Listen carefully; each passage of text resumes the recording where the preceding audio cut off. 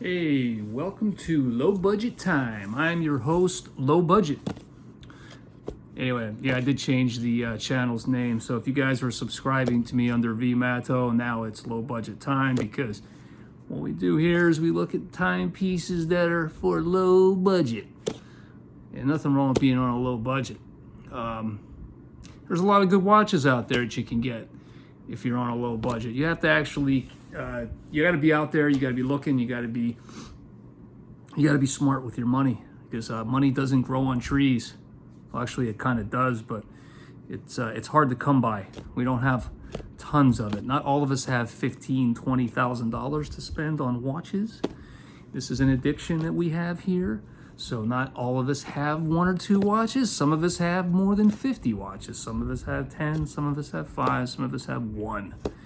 I really wish I could have just one watch and be happy with it, but somebody asked me the question one time, why don't you just get rid of all your tchotchke watches and get yourself one great timepiece? You know, I thought about that. I'm like, you know what? That'd be a great idea. But the problem is, I've got a problem. Like, I got an addiction problem. And one watch is not going to do it. I have thought that maybe that one watch would be the Rolex Submariner, but I don't know, man. I don't love everything about that watch, so I think to spend $15,000 on that watch would be really stupid, because I still have it in me to want more watches, and now I have this $15,000 watch that I'd be scared shitless about wearing, because I'd be afraid I'd scratch the damn thing up. And number two, what happens if I get robbed? I gotta have an insurance policy on it. I mean, that's just bullshit. And honestly, I watched a video on a guy, he said that he didn't think that the Sub was worth $15,000. He thought it was a $2,000 watch.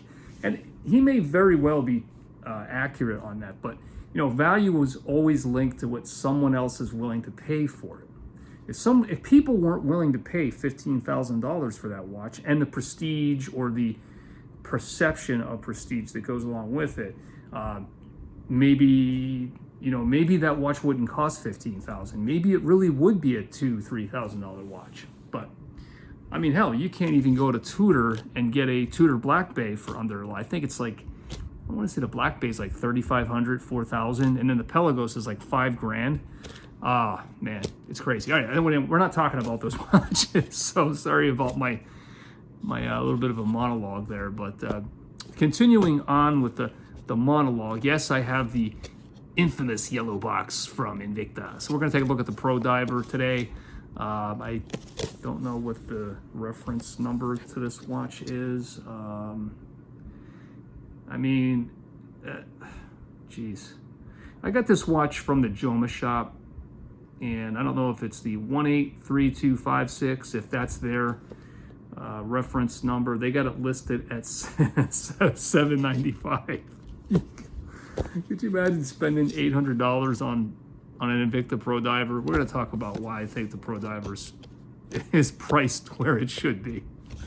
So for those of you who are not particularly caught up on your Invicta history, Invicta was founded in the 1837s by Raphael Picard and Picard family. They ran that company probably till, let me see, I think they ran it till sometime in the 70s, and then they sold it when the quartz crisis was going on. So a little bit of history. The quartz crisis, whenever you hear someone talk about the quartz crisis, that's literally Seiko inventing the quartz module that revolutionized the way watches were at that time.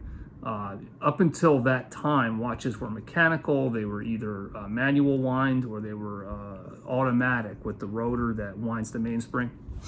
So it's either you wound the mainspring by yourself by winding the watch, or you wore it, and as you wear it, there's a weighted rotor inside that every time you move your arm back and forth, the mainspring gets wound. And as long as you keep wearing the watch continues to run. So that was actually I don't know who invented that. I should have looked that up, but I do apologize. I'm sure it's out there probably if you want to look it up.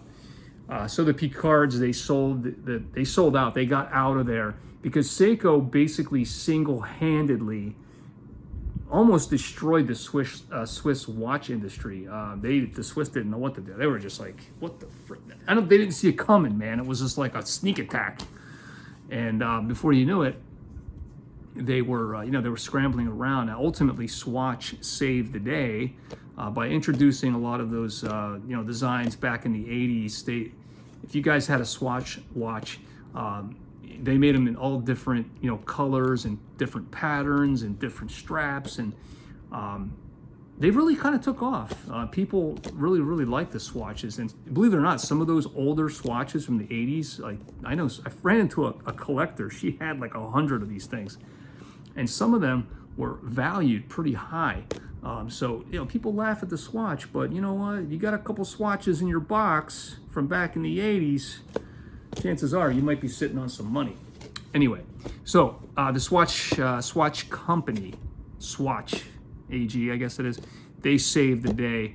And ultimately, Swatch wound up buying a lot of Swiss companies, like they bought up like Longines, and I think they owned Tissot, they owned Certina, they owned Hamilton. Like they bought up a bunch of companies later on, I guess, that were maybe not doing so well, and they saved the day. They saved their horology, their designs, all of the things that people loved about these companies. And of course, Swatch owns Omega. Omega is like the Rolex of Swatch. That's their premium line, right? I'm saying all these things with the thought that maybe if someone's watching this video for the first time, they probably don't know a lot, but I'm guessing that if you're watching this video, you probably already have a pretty good understanding of watch history, right?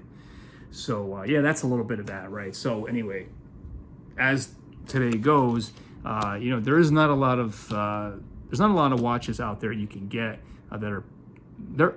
There's not a lot of watches out. It's like the way that things are kind of going now. It's like you got the really low end stuff, which is this, and there's the middle tier, which is like I guess you could say like companies like Oris, Tudor. They're kind of like in the middle, and then you have the higher end stuff that's kind of like Omega, Rolex, Panerai, Patek, and all that. It goes higher and higher, Blancpain, all that as you go up, right? But it depends on your budget, right? So that's where we are today. So now, after the 70s and all that, like I said, they sold out in the 70s. Another company had bought them. I don't really know.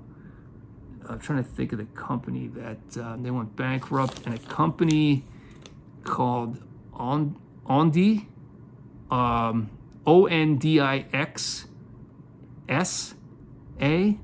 Ondi. They folded. Anyway, they folded after they purchased Invicta. Then they got reestablished by Iyao Laulo. I can't pronounce that. I'm very sorry. I do apologize. As much as I practice it, I'll never get it right. That's the guy that currently heads up an investment company today that is Invicta as we know it today, right? So they started that, they got going, and then they were the first company that started selling watches direct to consumer. I guess as the internet was starting, it was in its infancy, right, in the 90s and stuff like that when they bought. But then by the 2000s, they were the first watch brand to start selling online direct to consumer. And then ultimately, they wound up on the home shopping network, networks like, I think Evine was one, and now I think it's like HSN. I think they still have a show on there. I don't know. They used to have this thing called Invicta Power Play, which was it was interesting. If you can go on YouTube and you can look up some of the old Power Play episodes, it's pretty entertaining stuff. Anyway, moving on with Invicta. So Invicta ultimately moved out of Switzerland in the 2000s, and then they ended up in Hollywood, Florida, and that's where they exist today. So Invicta really doesn't make anything on their. They don't produce anything. They pretty much have their stuff contract manufactured. So if you can picture a bunch of guys sitting around a CAD program and they're saying, okay, well, we have this watch, And now we want to make it, we want to put Spider-Man on the dial. We want to do, we want to put, we want to make a SpongeBob watch. We want to do all these crazy things. What they'll do is they'll get the design ready. They'll send it off to their contract manufacturer over in probably Malaysia or China or whatever, whoever, right? There's a lot of companies that'll do that. I even think Seiko actually does a lot of work for Invicta, almost like a black label. And I think I have my theory that this watch is actually, I think this watch is made secretly by Seiko. And I'll explain why I think that as we start looking at the watch, but I'll get to that in a moment. But yeah, Invicta as we know them today, they send the design out, they get samples back, they all say, yeah, we like it. They place an order, and then ultimately they'll start distributing. Most likely, they probably distribute from Florida to the different distributors around the country, and then from there, you have, you're getting the stuff sold on TV too. The HSN, they move a lot of product, and then the Invicta stores. I think you can go online, you could buy watches there, and they do have brick and mortar stores in some airports and stuff like that, but they sell on cruise ships too. Invicta's kind of like the whore of the watch industry. They'll do anything for $1. And that's what brings me to this watch. Let's finally talk about this watch. This watch actually at one time in the 90s, this is kind of like the watch that they used to resurrect the company. This design has been around for a while. It's not a new design. I remember hearing about this watch 5 years ago when I started getting back into watches. At one time, you could get this watch with a Salida movement in it. I don't know if they ever offered it with an ETA, but at one time, this watch came with really nice specs in it. Now it's an NH35. Nothing against the NH35. I mean, everybody and their brother has probably a watch in their box with an NH35, whether it be a Seiko or even a micro brand. Invicta loves to use watches with the NH35 in it. No problem with the NH35. It's a workhorse movement.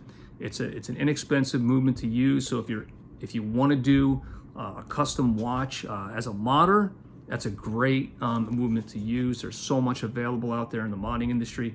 I do have a couple modded watches that have that movement in it, and you can't beat it. I mean, I think you could buy an NH35 for like $40, right?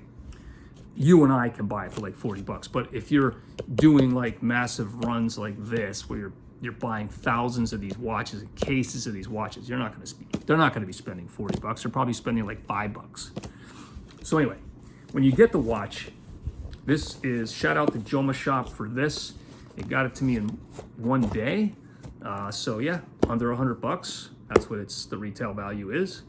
And then there's the watch. Yeah, that's the watch. I was actually, I was pretty impressed with this watch when I first laid my eyeballs and my hands on it. I thought, wow, this is actually pretty decent. I don't hate this watch. I like a lot of things about this watch, and there's a couple things I don't like, but I think I like more about it than I don't like. And but I'll talk a little bit about that. So let's talk about the specs first, and then we'll kind of move on to the things that I wish were a little better. The case size on this watch is 40 millimeters, which in Invicta terms, that's actually considered a small watch. I'm not being funny, guys. That's the truth. 40 millimeters is the case size. So when you think about 40 millimeters, think of it from the crown guards here to the side of the watch, right? And then other specifications would be like 48 millimeters from the lug tip to the lug tip, from here to here, right? And then the thickness is pretty thick. It's a 14 millimeters from the bottom here to the top here, 14. So it's kind of a thick guy, you know? But it wears pretty good on the wrist. I mean, it's not like it's 50 millimeters. I mean, hell, Invicta has watches that are like, I think they got one watch that's like 70 millimeters. To me, that's just, I'm not sure I understand that, to be honest with you. That's a lot. Okay, let me say, I'm going to talk about the things I like, and then I'm going to talk about the things I wish were better. Okay, so what I do like about the watch is the size. The form factor is very wearable. I didn't size this watch because I have no plans to actually keep it. I'm going to be moving it on. After this video is made, it's going to be going off to somebody else. But yeah, I don't like the branding along the side here. It's got that Invicta on the side. I don't like that. But what I do like is I do like the wearability. I like the finishing down the center of the bracelet. I like the fact that it is water resistant. There's some contradictory information about this watch out there. Some people say that you can't really dive with it. It's not really 200 meters of water resistance, but then some will say it is. Actually, when I was looking at the case, the box it came in, there was a warning label on it. Let's see what that says. It says, ingestion hazard, small parts, death or serious injury. Burn. I have no idea what the hell that is. I guess keep out of reach of children. They're probably talking about this. Yeah, it's crazy. All right, check it out. Check this out. $595. Whoa. That's another thing that people don't like about Invicta is their pricing philosophy on some of this stuff is just, nobody's going to spend $600 on this watch. I mean, maybe somebody that's on a cruise ship and they don't know much about Invicta and they see this watch and it does have this tag on it, maybe they'll be like, yeah, it's a great buy, and they go and buy it. I'm not going to say that that's never happened, but anyway. So going back to the things I like the bezel. It's very tactile. It sounds good. All right, there's no back play or anything. Everything lines up really well. Let's see. Go back to the top. All right, yeah. Everything lines up pretty good. A-okay. Yeah, man. I like the Cyclops. It's accurate, and it's 2.5 of magnification, which would be correct. It does have a depth rating here in the script. Let me see if I can make that a little bigger. Sorry, I'm using a phone here. I'm not using a camera. If you guys can see that. What else do I like about this watch? Well, it does have a screw-down crown. I like that.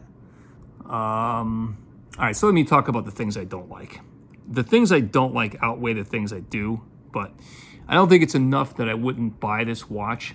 I do recommend that this watch is a good value, but this watch does not measure up to the watch it pays homage to. Like, there are people, and I have seen some videos where they were talking about, you know, this watch, oh yeah, well, it measures up well, you know, to the watch it pays homage to, the Submariner, and I'm just like, well, it really doesn't.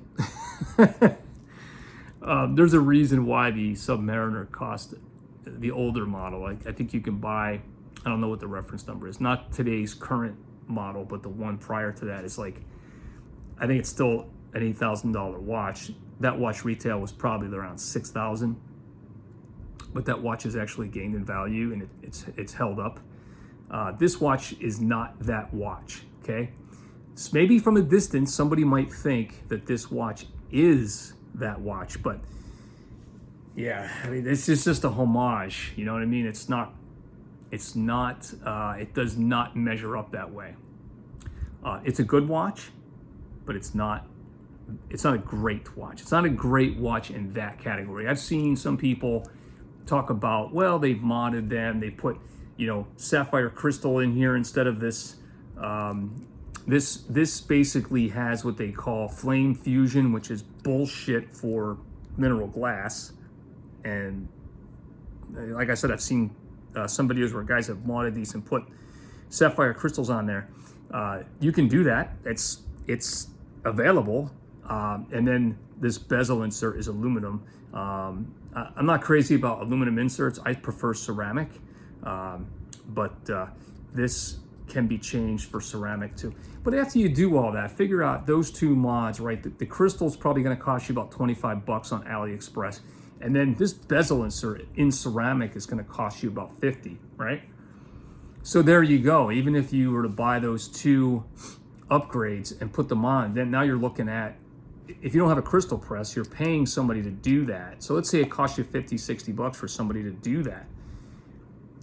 Where are you at now? You paid maybe 100 bucks for the watch, and then you got 50 for the insert, and then another 25, it's 175, plus somebody to put it in. You could be looking at over, I mean, even if this watch were like 200 bucks, I guess that's okay. I mean, some people have went out and, hey, they've done that.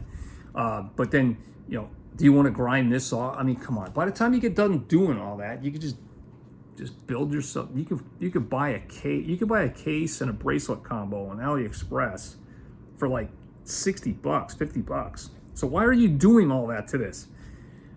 I can't answer that, okay? But I don't not like the watch. I think it's a decent watch. I think it's a nice watch for maybe somebody as a gift, right? Maybe somebody who doesn't have a mechanical watch, they don't know much about mechanical watches. This is a great watch to start out with.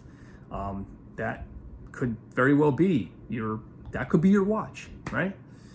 Maybe this is a watch that you want to wear to work and just beat on, right? Could be that.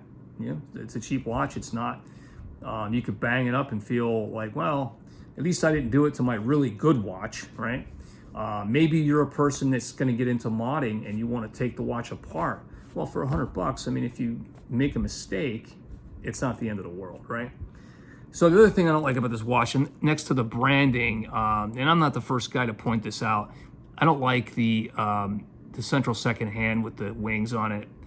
I do like the Invicta logo, but I don't need it on my second hands. Look, you already went in and basically said, you know what, I'm going to commit to this Mercedes handset here, but I'm going to go half-ass on it. I'm not going to put the lollipop second hand on. I mean, really, at this point, you might as well just go all in, right? I did but I have seen a video where a guy talked about, he said that back in the 90s when this watch came out from Invicta, he said that he had heard that there was possibly Rolex they threw a lawsuit at them saying, I think at the time, this could be true, because at the time there wasn't a lot of there wasn't a lot of Chinese companies doing, like copies of this watch, and they may have reached out to him saying, yo, knock it off. What the hell is this? I can't say that that's true. I did see a video out there on it, and it doesn't sound far-fetched to me. It sounds like it could be right. It could be truth. I have to look that up. Sorry, I haven't. I didn't really look up a lot about this watch before starting this video. I had some stuff written down, but I didn't get into that. So another thing I'm not crazy about this watch is the rehaut in here. That's the distance between the dial and the top of the crystal. See how it's like a dish? See how it's like really thick? You see that? I don't know if I can. That's a better angle. You see that dish there? That's called a rehaut. And I'm not crazy about it, but it is what it is. It's on there. I have one of the watch that does it. I have a Squale 1545 MK2 Atmos 20 that does that, but I'll give Squale a pass on it. They must have a reason, but I can't say the same for these guys. I don't know if that has something to do with this exhibition case back and the way that the movement sits in there, the way the rotor needs this extra space. I know that they were putting in some different movements in this case at one point. Maybe they just never got away from this case. Remember I told you at one point they were using a Salida movement, and I don't know if the form factor for that movement it has to be a little bit different than the NH35. I don't think you can't put a Salida movement in a case that housed an NH35. It's not going to work. whether it be from the perspective of the thickness or the width, or I don't know what that is, but you can't do it. I can't speak much to it, but I can only tell you that that's not really, it's probably not going to work. It could even have something to do with the way the crown is positioned. These watches also come as a quartz, so there could be that. If you open the quartz up, there's this gigantic plastic retainer in there to hold the quartz module in, and then to hold the crown steady. So I don't know if that has anything to do with it, guys. This is all speculation on my end. But yeah, those are some of the things I don't like. And then this watch has also hollow end links here. I'm not crazy about that. This is a pinning collar design for this bracelet, which is, let me see.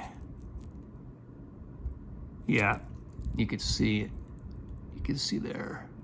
And they tell you there's like arrow indicators on the underside of the bracelet to tell you which way to go. When you're using the pin pusher, you just have to pay attention to the arrow orientation. So when you're setting this, but the nice part about that is when you get the bracelet set up the way you want it, it's a set it and forget it design, right? The clasp is what you'd expect it for a watch of this price category. It's literally, you know, and this what makes me think of Seiko, right? When you get like, you know, the cheap Seiko clasps, the cheaper ones, they look like this. It's like potato chip looking. I think my Sumo had a clasp that looked like this when I got it. Strange, but I mean, hell, it'll keep the watch closed. It's not terrible. It is terrible actually, but it's not. It's what you'd expect for a watch in this price category. I keep forgetting this watch was only, I think I got it for like 88. It was like $88 at Joba Shop, which is still a pretty good buy. I don't have a lot more to say about this watch, guys. I think in the end, like, am I going to recommend it? Yeah, I mean, I do. I actually do recommend it. I recommend it for a lot of reasons. I recommend it for, like I just said earlier, if you want to give it as a gift to someone, if you want to wear it to work, and you don't want anything to happen to your good watch, this is probably a really good watch to to get started with. Or maybe perhaps maybe somebody that's in their teens or whatever, they're starting to get into watches, and you want to introduce them to the world of mechanical watches. This is a good watch to do that with. So I think for somebody just breaking into mechanical watches and getting them interested into it, I think that this is probably a really good opening, let's say entry level, right? Let's say it's a good entry level watch. It doesn't compete to a watch of the caliber of the Steinhardt Ocean 1. It's not in that. It's not even close to that that quality, but it's definitely not. It's not a piece of garbage either. I have a watch I bought probably about 32 years ago, just for. Let me get that watch and I'll show you what I'm talking about. See if I can dig it out.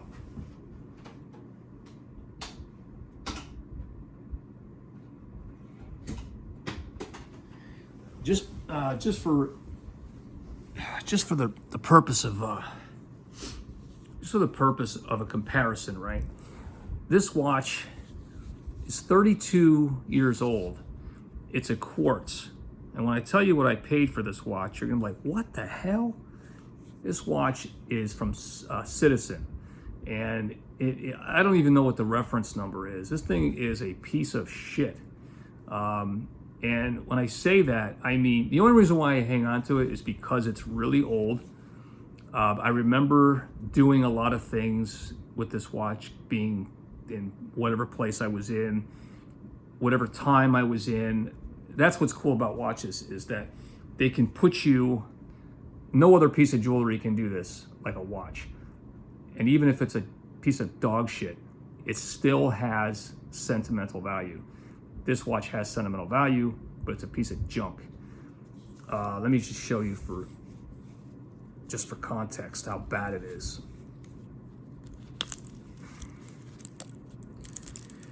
Okay, man, listen to that. Cheap, right? Miyota quartz. Look how thin it is. Ew. It doesn't even have a screw down crown, so it has like no water resistance. It's a dive style watch. The bezel, it's sloppy. It feels like it's gonna fall off. It's really, really junk. The bracelet on this thing, I wanna say it's probably around 17 millimeters up here, or 18 up here. Not even 18, it's probably like 16. I couldn't even find parts for it when I went to, I had to fix a spring bar on it. I wasn't even able to find a spring bar that was that small. But anyway, I hang on to the watch because, again, it has a lot of sentimental value. The watch is junk. And when I tell you what I paid for it, I paid $260 for this watch. I don't know why I remember that. I just remember it was under 300, but I'm gonna use the word 263, 260, 275, something like that. It was under 300, but it was over 250, so it has to be in that range there. I was in my 20s, and I was looking for something that was a little nicer than what I had, and I thought, well, let me get this stainless steel bracelet. It's kind of dressy, kind of sporty, and I thought I was buying a good watch, and it turns out it wasn't a good watch. And today you can go on AliExpress. In fact, I'm getting ready to do a video for that, which talks about AliExpress watches, and what you can get today for like nowhere, like for like $150. It's crazy what they're offering, with the specs that they're giving you. And yeah, so stay tuned for that video. That's going to be on pretty soon. I'm going to be putting that up, but I'm going to put this video up today. I'll probably have that video done probably next week or something like that. So stay tuned for that. But yeah, I can't believe I paid $260 for that watch, and this watch is $100. And wow, the quality of this watch is by far way better than this. Look, I'm not trying to insult anybody who collects Invicta or anything like that. I'm not trying to do that. I wasn't trying to do that. I don't not like this watch. I actually really like this watch. I think it's an awesome watch for the money. I think it's great value. It represents awesome value. The size is nice. It's finished well. It looks great. Hey, if you want to make this the one watch in your collection that's sporty that you can wear, hey man, go for it. I see no problem with that. But does this watch compare to the watch that it pays homage to? No, hell no. Look, there's a reason why Rolex wears the crown. The materials are better, the fit and finish is better, the movement is better. Is it $15,000 better? I can't speak to that. I don't own one. I don't like talking to watches that I don't own. I like to have it in my hands because I could sit here and tell you all day long that I think this watch is junk and I think that watch is junk. I can't say that. I don't have the watch in my hand, and I'm not going to do that. There's this one guy that's out there right now. He's going through and he's critiquing videos of the guys like the Time Teller and Teddy Baldassare and guys like that. He's going through their videos and he's critiquing them. I just find that to be very low class, because that's their opinion on these watches. And even if their opinion is somewhat based from a financial gain perspective, I have no way to say that. I'm not going to say that because I can't prove it. And I love those guys. I think that those guys are, those are the watch influencers. Guys like Bruce Williams. There's so many others. That the Ben's Watch Club. These are the guys that they're very good at what they do. If you're looking at a watch that they're reviewing, most likely they're going to tell you why they think that watch is good. And I really trust what they're saying. Never got steered wrong by anything that those guys ever told me. I don't like the fact that somebody is going around. I'm not even going to say who it is. You're probably not. Those guys will never see this video I'm doing here because I don't have the bandwidth to reach them. I'm just one in a sea of a million people. In fact, this watch review here I'm doing, this watch has been around for so long. There's so many videos on this watch. And if you're watching this one and you hung out as long as you did, thank you so much for doing that. If you want to subscribe to me, hit the subscribe button. It doesn't cost you anything. Hit the like button if you liked the video. If you didn't like the video, I'm really sorry. I wish I could do a better job. I'm trying to do a better job. I have no aspirations to make this like my career. I just thought, I like watches. I like watches that are low budget watches. I like watches that are high budget watches. I like watches in general. So if you like watches, like I like watches, then stay tuned for the next episode. And I'll see you guys real soon again. And be safe, be well, and take care out there.